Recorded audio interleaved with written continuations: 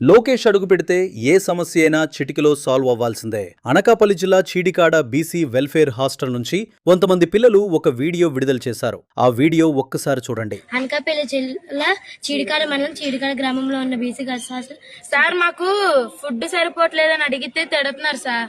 మళ్ళీ చాలా మంది స్కూల్లో తిన్నాం కదా, మీకు ఇక్కడ ఎందుకు పెట్టాలి, స్కూల్లో కడుపునంగా పెట్టారు కదా, ఇక్కడ తినకపోయినా ఏమవుదని చెప్పి పెట్టట్లేదు సార్ మాకు.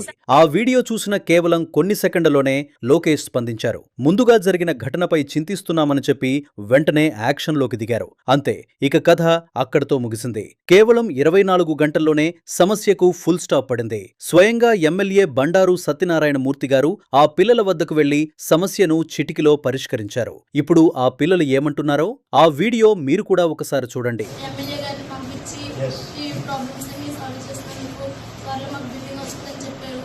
Thank you sir. దీనిపై మీ అభిప్రాయం కామెంట్ రూపంలో తప్పక చెప్పండి.